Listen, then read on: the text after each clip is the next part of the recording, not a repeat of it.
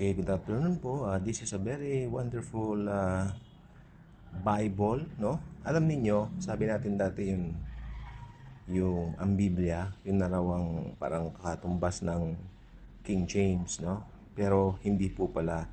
Ito po pala yung ang tinatawag na ang Bagong Testamento, kalakip ang mga salmo at mga kawikaan o may Psalm and Proverbs. Tapos yung mga salita ni Kristo sa pulang titik, no? Isang salin sa Filipino na hinango mula sa Authorized King James Version. And nung binasa ko nga po, agree po ako talaga. Then there's the presentation page. Sino yung tumanggap? Napaka-Tagalog, ang ganda. Sino yung tumanggap? That's your name. Sino po yung nagbigay sa inyo? Yung lugar o okasyon. Ano yung lugar mo? Kaya saan ka nakatira? Texa, no? So, gano'n. Maybe you might think this is a very new one, no? But mali po pala ako dahil ito po ay inilabas pa 10 years ago. This Bible is more than a decade ago na nag-i-exist na sa PCBS. And nung bagong labas kasi ito, hindi siya pinapansin. Then nag-strike po yung pandemic ng 2020. Siyempre mga tao during that time nalungkot at wala naman sila ibang malalapitan kundi ang Panginoong Hesus lang. So, naghanap sila at may mga ibang tao noon na ang prefer talaga ay King James Version. So, naghanap sila.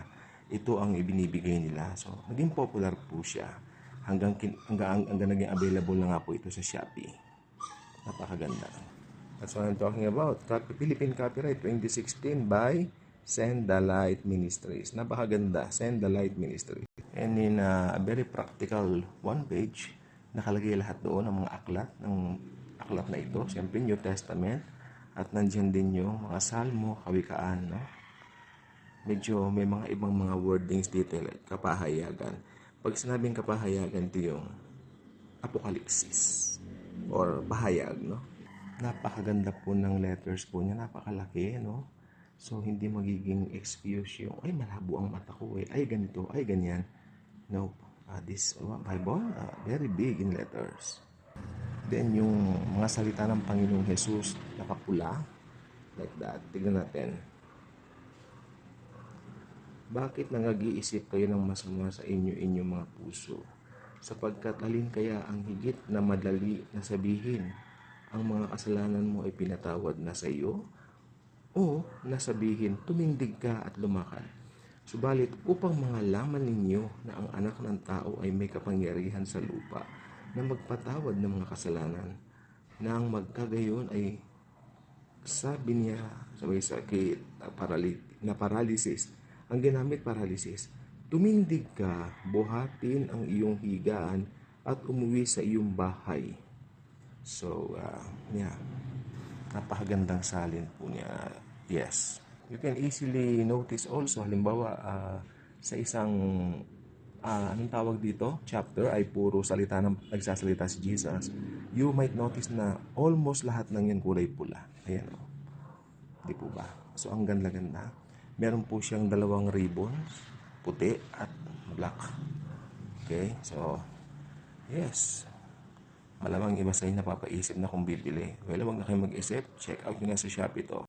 Another beautiful page na makikita natin ang kaayusan. Like Kabanata 17. Ayan.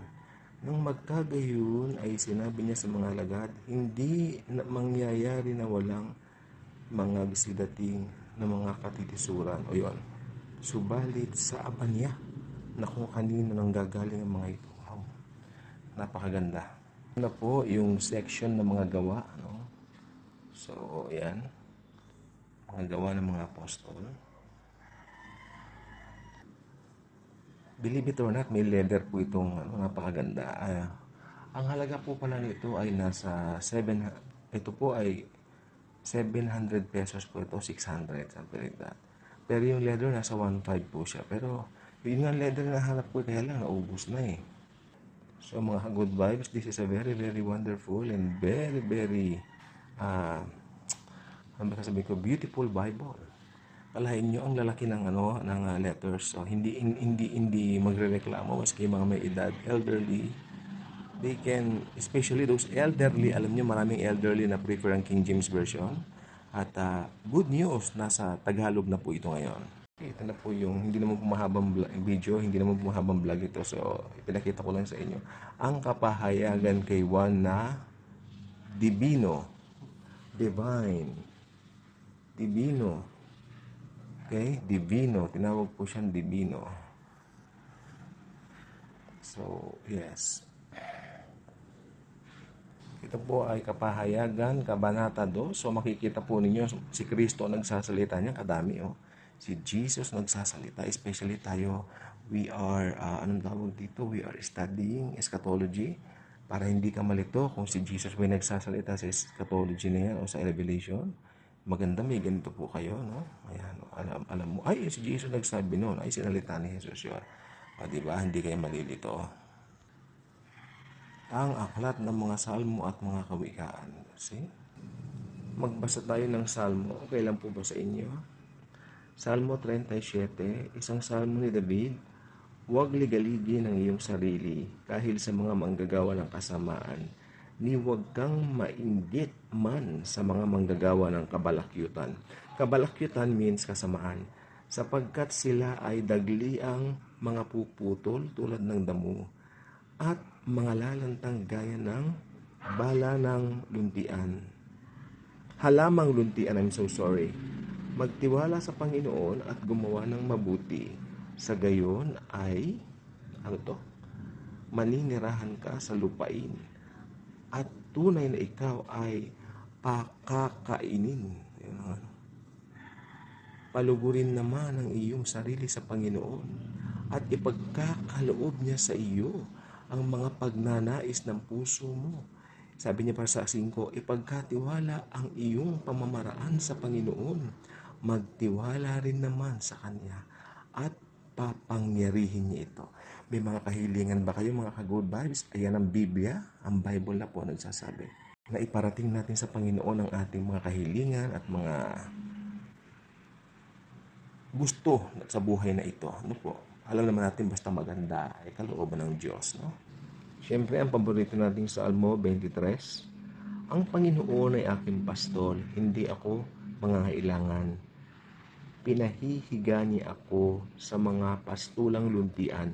Inaakay niya ako sa tabi ng mga tubig na payapa. Kanyang pinapanumbalik ang aking kaluluwa. Inaakay niya ako sa mga landas ng pagkamakatuwiran, alang-alang sa kanyang pangalan. Oo, bagaman ako ay lumakad sa libis ng anim ng kamatayan, ay wala akong katatakutang kasamaan, sapagkat ikaw ay kasama ko. Ang iyong pamalo at iyong tungkod ay nangagsisialiw sila sa akin. Pinaghahanda mo ako ng hapag sa harapan ng aking mga kaaway. Iyong pinapahiran ng langis ang aking ulo, nag-uumapaw ang aking kopa. Tiyak na ang kabutihan at kahabagan ay mangagsisisunod sa akin. Amen. Sa lahat ng mga araw ng aking buhay. At ako ay maninirahan sa bahay ng Panginoon magpakailanman. This is an Old Testament text. Pero ngayon baligtad na. Ang Panginoong Hesus ang nakatira sa ating mga puso under the New Covenant, no? Tayo ang temple, tayo ang katawan ni Kristo, Ito naman ang mga kawikaan. Okay, sa 5, basahin natin. Kabanata 3:5. Magtiwala sa Panginoon ng iyong buong puso at huwag humilig sa iyong sariling kaunawaan. I love it. Kumbaga, lean not on your own understanding. Okay? Okay, yan. Siya nga po pala, ito po ay meron pong 5 pahina na blanco. Ibig sabihin, parang makikita mo lang kung upon bansa. Pagkatapos, pwede ka mag-take notes na magsulat. Ano po? So, here is the back information. the back of the Bible, info. Ganyan. Ito yung basahin, i-post na lang yung video. You can read it, okay? So, yan. Kung kayo po ay hindi pa ka-good vibes, I invite you mga good vibes na. Just click the subscribe button, share this video. Upon sharing this, maraming matutuwa, especially mga may edad na naghahanap ng King James Version na Tagalog na talaga naman pong sa kanilang mga matay magiging swak na swak. Ano po? Thank you. God bless po.